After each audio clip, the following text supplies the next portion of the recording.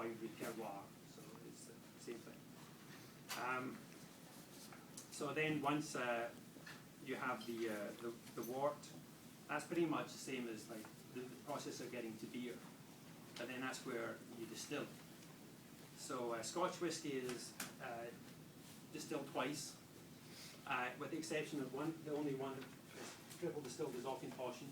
Again, this is a lowland malt. It's a kind of easier, very accessible malt, and they say that's because the lowland is near to England. In England, the English tastes are very mild, as is different from the Scots who want a more robust flavour.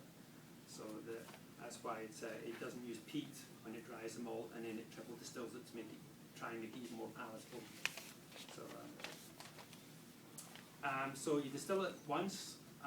You start with like a 7% alcohol. You distill it once, it gets to like somewhere between 30% alcohol, and then you distill it a second time. Each time as you run it through the distillation process, the foreshots are kind of heavy in impurities. So it goes through this spirit vat, and it's being tested. And when the master whiskey maker, I'm sure he's got a better title than that, when he determines it's right, he flips the switch, and then what the distilled goes into the second vat for second distilling. And the foreshots are then poured back into the low wine for the next batch. And then you distill it a second time again. You take off you want to get this middle cut because that's the purest. You don't want the foreshots, and you don't want the feints or the tails. Otherwise, you drink Scotch and you get headache. Probably me doing a much worse headache. These impurities. So make sure I'm getting all the bits I need to get here. Then the distillation of the alcohol. All the different distilleries have a very different shape still, and they would claim, and it's true that different shape stills do produce a different flavour of alcohol, and some will claim that you need the tall stills, some say, but there's very attractive whiskey out of just about every shape, so it's hard to say that one is better than the other. Then once you have it being triple distilled, then you barrel it. And typically you use American oak for a couple of reasons. One reason is that when you make bourbon in America, by law you have to make an American oak, and you can only use the barrel once.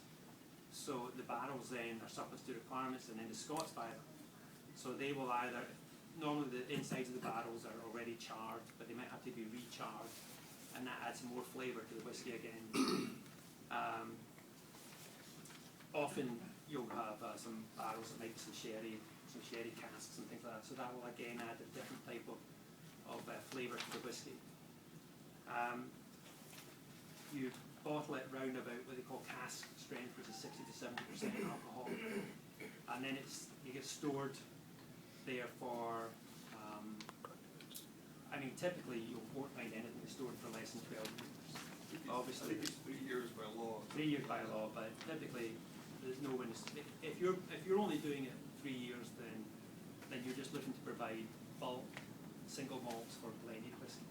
But if you're typically making a signature single malt, nothing will be less than nothing less than 10. Usually, I think 8 is the very, very lowest. Yeah, it's not unusual to find anything that's 8. If it does, it usually doesn't score very well.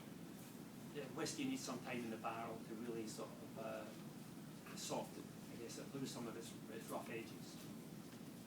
Again, people will make a claim that where the whiskey is, the barrels are stored, makes a difference to the taste, sea air and such like. So everyone's making a different claim, the different part of the process, the way that they do it, gives it a slightly different characteristic. And certainly it does taste different, so you can't argue that there must be something that's going on that's different. So,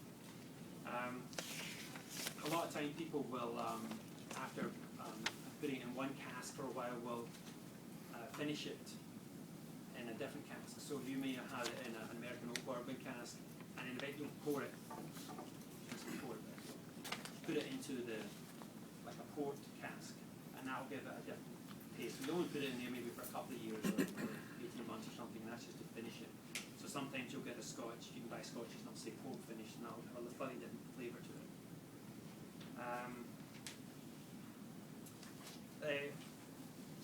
pretty much the story of the actual making of it. So now we're just moving to the tasting of it. So it's typically cask strength is 60%. It usually gets bottled at 40% alcohol. It's up to you on how concentrated you want to make the Scotch. If you find it obviously too strong, you can add some water, but not ice. Water because it's you want to be able to have the sort of flavours kind of evaporate a little bit in your mouth, and ice just kind of kills your, makes your taste buds too cold and doesn't help it. It's pretty much a cardinal sin to put ice in. It's a cardinal sin. It's- But you can add For water. single malt though? I mean, like, Yes. still,